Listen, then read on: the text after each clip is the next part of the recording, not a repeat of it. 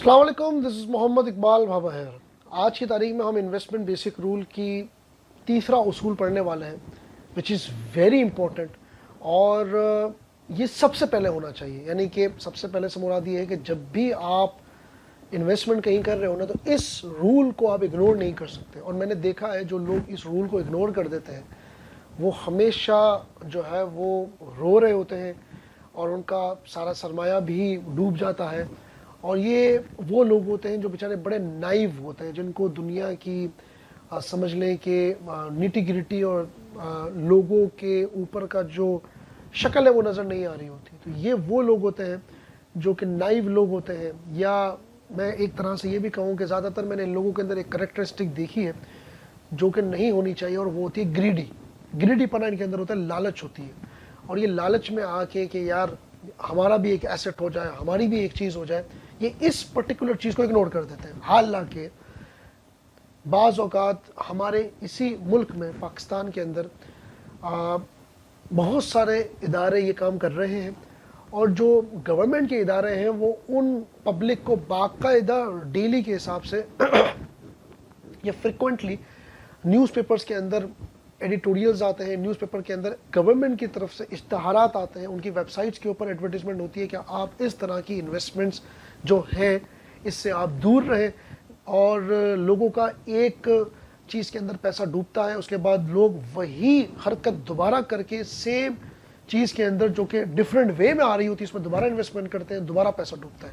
हमारे मुल्क का सबसे बड़ा प्रॉब्लम यह है कि हम लोग की एक तो मेमोरीज वीक है, दूसरा हम लोग हिस्ट्री से कुछ भी नहीं सीखते, कुछ एक चीज़ भी हम हिस्ट्री से नहीं सीखते।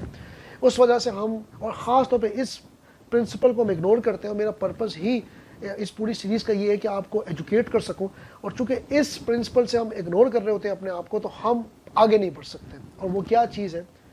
पहली मैंने आपको बेसिक सीरीज़ बताई प्रॉफिटेबिलिटी, दूसरा मैंने आपको बताया लिक्विडिटी, और तीसरा है सिक्योरिटी। सिक्योरिटी का मतलब ये है कि जहाँ पे आप इन्वेस्टमेंट पार्क कर रहे हैं, वो इदारा, वो बिजनेस, वो पार्टनरशिप, वो बंदे, वो लोग, वो इंस्टीट्यूशन, वो कितना रिलायबल है, कितना सर्टिफाइड है, कितना ऑथराइज्ड है, कितना कॉम्पिटेंट है, क्या उसकी पास्ट परफॉर्मेंस क्या है, उसका करंट बिहेवियर क्या है, ये तमाम चीज़ें सिक्योरिटी का पार्ट बनेगी। फॉर एग्जांपल, आप किसी बैंक के अंदर अपना पैसा पार्क करते हैं, क्यों आपको नींद आ जाती है? इसलिए क्योंकि आपको पता है कि यार ये बैंक एक ट्रस्टेबल इदारा है। तमाम कमर्शियल बैंक्स, पाकिस्तान के अंदर की मैं बात कर रहा हूँ या इवन दुनिया भर के अंदर बात कर रहा हूँ, तमाम commercial scheduled banks fall under the command of the central bank. In that case state bank of Pakistan is a central command authority of 100% response है उसका। 100% रिस्पॉन्स का मुराद ये है कि कमर्शियल बैंक अगर ये कोई बात करे तो कोई कमर्शियल बैंक मना नहीं कर सकता, उसके अंडर में आ रहे होते हैं। कुछ बैंक्स एससीसीपी के अंडर में भी आ रहे होते हैं, जो कि इन्वेस्टमेंट बैंक्स होते हैं, वो कमर्शियल बैंक्स स्टेट बैंक के अंडर में नहीं आते। तो कहने का मेरा मतलब आपको सिर्फ ये है कि आपको पता है कि यार बैंक के ऊपर एक इदारा है, स्टेट बैंक है। स्टेट बैंक एक इंडिपेंडेंट बॉडी होने की कोशिश की जा रही है, और उसके ऊपर स्टेट बैंक के ऊपर मिनिस्ट्रीज होती है। तो आपको पता है कि यार ये बैंक कहीं नहीं जाएगा, मेरा पैसा यहाँ पार्क पड़ा हुआ है, कोई टेंशन नहीं है। दूसरी बात, इंश्योर्ड अमाउंट होती है तमाम की तमाम, तो आप इजीली बैंक के ऊपर ट्रस्ट कर लेते हैं। इसी तरीके से stock exchange PSX is a renowned authorised certified institution. उसके अंदर फॉरेन इन्वेस्टर्स भी है, उसकी एक जगह है जहाँ पर ये ऑपरेट करता है। पहले ये लाहौर, कराची, इस्लामाबाद की 3 एक्सचेंजेस अलग थी, अब एक ही एक्सचेंज हो गई है, सेंट्रलाइज सिस्टम हो गया। आपको पता है कि PSX जो है वो ये भी मिनिस्ट्री के अंडर में आ रहा होता है, और ये भी एक सर्टिफाइड इदारा है। इसी तरीके से कमोडिटी के मार्केट PMEX, ये भी एक सर्टिफाइड इदारा है, आपको पता है, ये भी काम कर रहा है। इनके पास लाइसेंस टू ऑपरेट है। इवन स्टॉक्स के पास भी जितने भी मेंबर्स काम कर रहे होते हैं, they have the license to operate. PMEX के पास भी जितने भी मेंबर्स काम कर रहे होते हैं, PMEX members, they have a license to operate. इसके अलावा आप प्रॉपर्टी मार्केट के अंदर डील करते हैं, तो अनफॉर्चुनेटली पाकिस्तान के अंदर प्रॉपर्टी की कोई डॉक्यूमेंटेड मार्केट नहीं है। लेकिन आपको एटलीस्ट ये पता होना चाहिए कि रजिस्ट्री जहाँ पर होती है, जहाँ पे लीज हो रही है, they do have the certified license to operate under the property laws. Property के बाय लॉज है, उसके तहत ये काम हो रहा है। आपको ये पता होना चाहिए कि प्रॉपर्टी के जो रेट्स है वो एफबीआर डिटरमिन करता है। आपको पता होना चाहिए कि प्रॉपर्टी के लॉयर्स होते हैं जो कि आपको फैसिलिटेट करते हैं। आपको पता होना चाहिए प्रॉपर्टी की सब लीज भी होती है, सेल डीड भी होती है, इसके सेल्स के अग्रीमेंट भी बन रहे होते हैं, अग्रीमेंट टू सेल जिसको आप अग्रीमेंट टू सेल भी कह सकते हैं, कन्वेंस डीड जिसको आप सेल डीड कहते हैं। ये तमाम के तमाम जो है वो एक इदारा है जो कि इसको देख भी रहा होता है, मॉनिटर भी कर रहा होता है। ऑल्दो पाकिस्तान के अंदर ब्लैक इकोनॉमी प्रॉपर्टी का एक बहुत बड़ा पार्ट बन चुका है, लेकिन ये इदारे हैं जो कि प्रॉपर्टी को डील कर रहे हैं, क्योंकि all the properties are the properties of the government. ये स्टेट की प्रॉपर्टी है जिसमें आप और मैं ऑपरेट कर रहे हैं, जिसमें आप और मैं रह रहे हैं, रेजिडेंशियल हो गया, ये तमाम की तमाम स्टेट की प्रॉपर्टीज है और ये आपको 19 ईयर्स की लीज पे दी जाती है जो लैंड होती है। तो ये तमाम स्टेट की प्रॉपर्टी, कोई बंदा ये नहीं कह सकता कि मुझसे स्टेट वापस नहीं कर सकती, नहीं, स्टेट की प्रॉपर्टी स्टेट आपसे वापस ले भी सकती है। तो कहने का मेरा मतलब सिर्फ और सिर्फ इतना है कि security is very much important. हमारे यहाँ पर पाकिस्तान के अंदर हाउसिंग स्कीम के नाम पर इतना बड़ा fraud, excuse me, housing scheme के नाम पर इतना बड़ा फ्रॉड हर साल मल्टीपल टाइम होता है जिसका हम सोच भी नहीं सकते। एक एक मिनट के अंदर तमाम के तमाम हाउसिंग प्लॉट्स बिक जाते हैं। किस तरह फ्रॉड होता है, क्या होता है, आपको गूगल के ऊपर तमाम डिटेल्स मिल जाएगी, लेकिन हाउसिंग स्कीम के नाम पे फ्रॉड होता है। लोगों को लगता है कि हमारी ज़िंदगी भर की पूंजी हम इस हाउसिंग प्लॉट के अंदर लगा दें, कम से कम कुछ एक घर तो हो, बगैर ये देखे हुए कि भाई जिस हाउसिंग स्कीम या सोसाइटी के अंदर आप पैसा लगा रहे हो, क्या उसने लैंड भी अक्वायर कर ली है उस हाउसिंग सोसाइटी ने या उस हाउसिंग स्कीम ने या उस हाउसिंग बिल्डर ने, क्या उसके पास लैंड भी है या नहीं है, या सिर्फ उसने लैंड की एप्लीकेशन दी है आगे। अगर उसने लैंड अक्वायर कर ली है तो क्या उतनी लैंड अक्वायर करी है जितनी फाइल वो बेच रहा है या जितनी रसीदें वो बेच रहा है, क्या उसके पास उतनी लैंड, उतने एकड़ की लैंड है, क्या वो उस पर उतनी कटिंग निकाल सकता है प्लॉट की, क्या उसके ऊपर डिमार्केशन या बाउंड्रीज वगैरह बना सकते हैं, बना कौन रहा है, उसका कोई पास रिकॉर्ड, कोई पास परफॉर्मेंस, उसका कोई मतलब कितने डिलीवरेबल प्रोजेक्ट्स हैं, क्या किस जगह पर है, आप ये देखें कि क्या वो रीच पर जगह है भी कि नहीं है। बहुत सारे लोग हमारे ऐसे हैं जिन्होंने प्लॉट लिया, कल गए तो पता चला प्लॉट जहाँ लिया वहाँ है नहीं, साला कॉर्नर का प्लॉट लिया था तो वो सेंटर का हो गया, सेंटर का लिया तो वो कॉर्नर का हो गया। तो ये तमाम चीज़ें आपने इतनी देखनी है, क्योंकि हाउसिंग स्कीम्स के नाम पर पाकिस्तान के अंदर फ्रॉड अल्टीमेट लेवल पर है। इस तरह से बहुत सारे ऐसे फाइनेंशियल वेंचर्स हमारे पास हैं जो कि आते हैं, उसके बाद पब्लिक से पैसा उठाते हैं एंड दे वेंट अवे। कुछ इंस्टीट्यूशंस तो लीगली तरीके से ऑपरेट करके आपसे पैसा लेके दे वेंट अवे। और ये आप थोड़ी सी अगर ड्रिलिंग करें, थोड़ा सा डिगिंग करें, थोड़ा सा लालच से हटकर न्यूट्रल वे के अंदर अगर आप उस फाइनेंशियल वेंचर को इवैल्यूएट करेंगे तो आपको हमेशा लगेगा कि हमेशा आप ये वहाँ तक पहुँच जाएंगे कि यार इसके अंदर सिक्योरिटी का इशू है। और अगर सिक्योरिटी, अच्छा एक और बात बताऊँ, जहाँ सिक्योरिटी का जेन्युइनली इशू होगा, जहाँ सिक्योरिटी का जेन्युइनली इशू होगा, वहाँ प्रॉफिटेबिलिटी यूजुअली इतनी ज़्यादा होती है जो कि आपका दिमाग ख़राब कर देगी।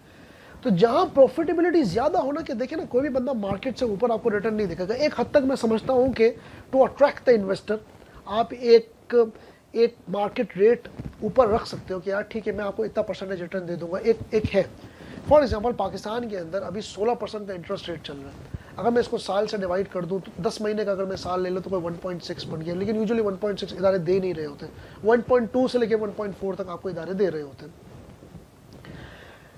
अब 1.2 से 1.4 पर ईयर पर मंथ आ रहा है। अगर आपको कोई कहता है यार मैं आपको 0.25% दे दूंगा, 2% दे दूंगा, 2.5% दे दूंगा, 3% दे दूंगा, हजम हो जाएगा, डबल अमाउंट भी हजम हो जाता है। लेकिन अगर आपको कोई कहे यार मैं आपको पर मंथ का 10% दूंगा, तो अब आपका दिमाग घूम जाना चाहिए कि भाई ऐसा कोई इन्वेस्टमेंट वेंचर पाकिस्तान में है ही नहीं जहां महीने का 10% आपको मिल रहा है। इवन एक्टिव बिजनेस के अंदर भी 10% महीने की आरओआई नहीं बन रही होती है। इवन डॉलर डिनोमिनेशन में भी नहीं कमा रहे होते 10% 12% महीने का। तो आपको ये फौरन खिड़की बजनी चाहिए कि उस्ताद इसके अंदर कोई ज़रूर भंड है, उसकी फिर आप उसकी लिक्विडिटी पे जाओगे। हो सकता है वो आपकी लिक्विडिटी ब्लॉक कर रहा हो।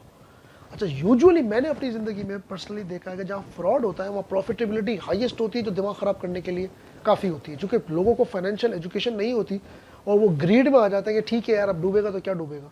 अच्छा, फिर इसमें होता ये है कि जब भी इस तरह की सिक्योरिटी के प्रॉब्लम आता है तो जो बंदा जो एडवर्टाइज कर रहा होता है ना, उसके अंदर दो कैरेक्टरिस्टिक्स मैंने देखी है। पहली कैरेक्टरिस्टिक ये होती है कि वो मास मार्केटिंग करता है। आपको इलेक्ट्रॉनिक मीडिया के अंदर, प्रिंट मीडिया के अंदर, सोशल मीडिया के अंदर आपको ऑफलाइन मीडिया, ऑनलाइन मीडिया, आपको तमाम के ऊपर वही चीज़, इवन रेडियो में आपको लगता है कि यार एक बंदा लेजिटिमेट तरीके से मार्केटिंग कर रहा है। अच्छा, हमारे यहाँ पे यूजुअली चैनल्स के ऊपर जो मार्केटिंग हो रही होती है या जो बिल बोर्ड्स के ऊपर मार्केटिंग हो रही होती है, तो advertisers usually don't have time to monitor the जो कंपनी की प्रोफाइल उस लेवल पे जाके चेक नहीं कर सकते। अगर मैं फॉर एग्जांपल मेरे पास 1 करोड़ रुपए है, मैं एडवर्टाइजर को या प्रिंटर को कल बुलाता हूँ और मैं उनको कहता हूँ यार 1 करोड़ रुपए लो एडवर्टाइज करो, तो वो जाहिर सी बात उसका फोकस ये होगा कि वो मुझसे ज़्यादा से ज़्यादा कमाए, ना कि ये फोकस होगा कि मैं इसको 1 करोड़ रुपए जो दे रहा हूँ तो वो जो मेरी प्रोडक्ट है वो लेजिटिमेट है भी कि नहीं।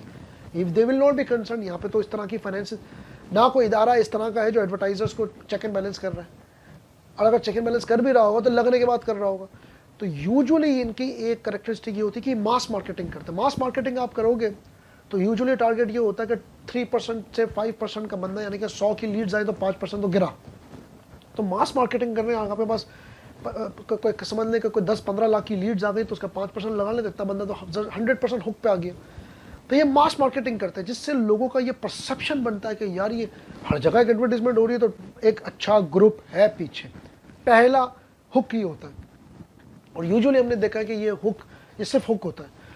दूसरी जो चीज़ होती है, जो सबसे ज़्यादा प्रॉब्लम होती है, वो ये होती है कि ये लोग लेजिटिमेसी जो है वो क्रिएट करते हैं। इस तरह की जो कंपनीज होती है वो लेजिटिमेसी क्रिएट करती है। लेजिटिमेसी कैसे क्रिएट होती है?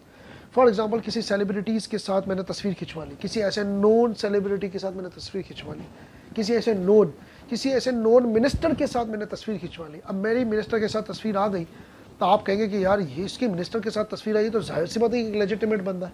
हालांकि मिनिस्टर को भी नहीं पता होगा बेचारे को कि मैं किसके साथ हाथ मिला लूँ, क्योंकि ये यूजुअली जब हम लोग जब ये जो ऑफिशियल मीटिंग्स होती हैं तो ऑफिशियल मीटिंग के अंदर यूजुअली जो ऑफिशियल रिप्रेजेंटेटिव्स आ रहे होते हैं उनके साथ बहुत सारे लोग आ रहे होते हैं, वो सब हाथ मिला रहे होते हैं, सब शूट होते हैं, सब वो होते हैं। अब उनको भी बेचारों को नहीं पता होता कि हमारे साथ कौन हाथ मिला रहा है या हम किसको सपोर्ट कर रहे हैं। वो क्या करते हैं, वो सेलिब्रिटीज़ के साथ हाथ मिलाकर या किसी ऑफिशियल रिप्रेजेंटेटिव जिसके पास पावर होती है उसके साथ हाथ मिलाकर वो छापते हैं कि यार देखें।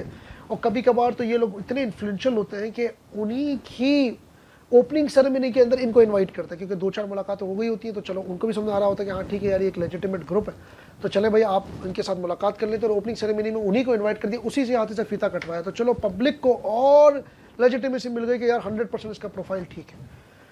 तो ये 2 ऐसे तरीके मैंने देखे हैं जो कि इस तरह के हुक होते हैं जो कि पब्लिक का परसेप्शन क्रिएट करते हैं कि यार मतलब ओके की रिपोर्ट है आप इसको दे दें। और बाज़ औक़ात तो मैंने ये भी देखा है कि एक लेजिटिमेट ग्रुप भी इलेजिटिमेट एक्टिविटीज़ का पार्ट बन रहा होता है अपनी लेजिटिमेसी को इस्तेमाल करके, ये भी हमने देखा है। तो सिक्योरिटी एक ऐसी चीज़ है बच्चा लोग जिसमें आपने कोई कॉम्प्रोमाइज़ नहीं करना। अगर आपको कोई ग्रुप लेजिटिमेट दिख भी रहा हो, कोई फाइनेंशियल वेंचर लेजिटिमेट दिख भी रहा हो, कोई चीज़ आपको लेजिटिमेट दिख भी रही हो, इवन आपका रिश्तेदार भी क्यों ना हो, आपको उसकी डीप तक जाना है कि यार आप मुझे बताओ कि चलो ठीक है, मान लिया कि फॉर एग्जांपल तुम जो है वो एक प्रोडक्ट बेचते हो, वो प्रोडक्ट तुम्हारी बहुत अच्छी है तुम्हारी प्रोडक्ट, ये पर्टिकुलर प्रोडक्ट मुझे बहुत पसंद है, बहुत अच्छी बेच, जैसे घड़ी बेच रहे, घड़ी तुम बहुत अच्छी बेच रहे हो यार, मुझे कोई प्रॉब्लम नहीं, हर लिहाज से तुम जो है वो, हम ये भी ले लेके चल तुम ओरिजिनल घड़ियाँ बेच रहे हो, ठीक है, तुम रोलेक्स बेचते हो, राडो बेचते हो, तुम टिसो बेचते हो, तुम फॉसल बेचते हो, मोवाडो, तुम घड़ियाँ बहुत अच्छी बेचते हो, तुम्हारी घड़ी 1 नंबर होती है, बिल्कुल सही है, और तुम उस पर भरोसा भी कर रहे हो, 20 साल से तुम उससे घड़ी कर रहे हो। अब फॉर एग्जाम्पल वो बंदा जो है वो मोबाइल बेचना शुरू हो जाता है। अब आप ये एज्यूम करोगे कि यार इस बंदे से मैं 20 साल से ले रहा हूँ, इस बंदे को मैं जानता हूँ, इसने घड़ियाँ मुझे बेची है, मैंने खरीदी है, किसी में एक प्रॉब्लम नहीं है, जाहिर सी बात अब ये मोबाइल में आया तो मोबाइल में इसका अच्छा ही होगा, नहीं, यहाँ गलत चीज़ हो गई। There might be a possibility that a particular person जो कि आपको घड़ी बेच रहा हो वो अपने 20 साल के अपने डाटा को इस्तेमाल करके हुकिन कर रहा हो और आपसे मोबाइल आपको इस तरह का दे रहा हो जो कि बज़ाहिर तौर पे आपको ओरिजिनल लग रहा हो, लेकिन हो सकता है किट का मोबाइल हो। तो ऐसे लोग हमने देखे हैं जो कि एक वक्त में आके गुडविल की परवाह करे बगैर एक कमर्शलिज्म के टॉप पे पहुंचते हैं और अपने तमाम ताल्लुकात को इस्तेमाल करते हैं, और चूँकि उनके ताल्लुकात उनकी बात सुन भी रहे होते हैं तो वो एक प्रोडक्ट ले रहे होते हैं, वो दूसरी प्रोडक्ट में मार खा जाता है। ऐसा हमने देखा है कि आप कहेंगे कि यार इसका ये वाली चीज़ तो अच्छी लेकिन इस वाली चीज़ में मार नहीं खाना, ऐसा भी हमने देखा है। तो ये बात दिमाग में रखिएगा बच्चा लोग कि सिक्योरिटी पे कोई कॉम्प्रोमाइज़ नहीं है, और सिक्योरिटी को जज करने का एक तरीका सिंपल ये है कि वो बंदा जो आपको बेच रहा है उसका रिप्रेजेंटेटिव या वो पर्टिकुलर बंदा आपको बार बार कॉल करेगा, प्रॉफिटेबिलिटी के हुक में आपको फंसाएगा। बाज़ औक़ात ये भी कह देते हैं कि यार लिक्विडिटी भी ले लेना, कोई मसला नहीं, जब चाहे तब ले लेना, लेकिन सिक्योरिटी उनकी वीक होती है। देखिए ना, एक दफ़ा उसके बाद पैसा आ भी गया, अब वो आपको 1 महीने की प्रॉफिटेबिलिटी देके वो मार्केट से फरार भी हो गया, तो किससे लिक्विडिटी पकड़ोगे?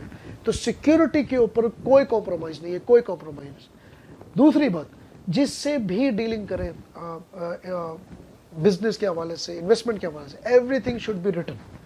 आप इसको लिखवाएंगे बॉन्ड पेपर के ऊपर, स्टैंप लगे हुए बॉन्ड पेपर के ऊपर आप उसको लिखवाएंगे, और लिखवाने के बाद आप उसको एक एक चीज़ टर्मिनोलॉजी पे आप इसको करेंगे। जो 2 नंबर बंदा होगा ना, वो फिल्टर पे फंस जाता है कि यार हम लिख के नहीं देंगे, या हम इस क्लॉज पे साइन नहीं करेंगे, या उसको समझ में आ जाती है कि सामने वाला बंदा एजुकेटेड है यार, ये मतलब मुझसे लिखवा रहा है तो मैं लिखूंगा नहीं। उसका NIC लेंगे आप कि यार आप मुझे अपना NIC दें, क्योंकि आपकी तो हार्ड एंड मनी है ना। अगर आप हार्ड एंड मनी पे ये काम नहीं करेंगे तो फिर तो आपकी हार्ड एंड मनी गई। तो आप उससे लिखवाएंगे कि भाईजान लिख के तो मुझे NIC दो। अगर वो 2 नंबर बंदा होगा, वो आपको दोनों चीज़ें नहीं करेगा। और आप उससे क्रॉस क्वेश्चन करेंगे कि यार ऐसा मुझे बताओ कि यार ऐसा कैसे कि तुम जो है ना वो मुझे कर सकते हो। तो ये बात आपने दिमाग में रखनी है कि आपके साथ कोई ऐसा धोखा ना हो जाए जो कि यूजुअली नहीं होना चाहिए, और यूजुअली धोखा उनके साथ होता है जो इन 2 हुक्स पे फंस जाते हैं। तो ये बात आपने दिमाग में रखनी है। तो मैं उम्मीद करता हूँ कि इन्वेस्टमेंट के ये 3 बेसिक प्रिंसिपल जो मैंने अपनी ज़िंदगी में अप्लाई किए, मैंने आपको समझाने की कोशिश करी। कुल मिला के ये 1 घंटे की वीडियो हो चुकी होगी अगर आप 3 सीरीज़ को मिलाएं, और मैं उम्मीद करता हूँ कि इससे आप कुछ सीखेंगे। Number 1 is profitability, number 2 is liquidity, number 3 security. तीनों होंगी तो ही इन्वेस्टमेंट करेंगे। अगर किसी में प्रॉफिटेबिलिटी और लिक्विडिटी में सामने वाला बंदा बाउंड कर रहा है और सिक्योरिटी भी है, पीछे हट जाना चाहिए। अगर किसी के अंदर प्रॉफिटेबिलिटी नहीं है, लिक्विडिटी भी है, सिक्योरिटी भी है, इन्वेस्टमेंट करने का फ़ायदा क्या हो? किसी के अंदर प्रॉफिटेबिलिटी भी है, लिक्विडिटी भी है, सिक्योरिटी नहीं है, तो भाई आप जितनी भी इन्वेस्टमेंट करेंगे वे सब रिस्क पर है।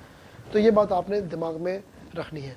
तो मैं उम्मीद करता हूँ कि ये तीनों चीज़ें आपको समझ आई होंगी। शेयर करिएगा, फीडबैक लाजमी दीजिएगा, अपना बहुत ज़्यादा ख्याल रखिएगा। अस्सलाम वालेकुम, अल्लाह हाफ़िज़।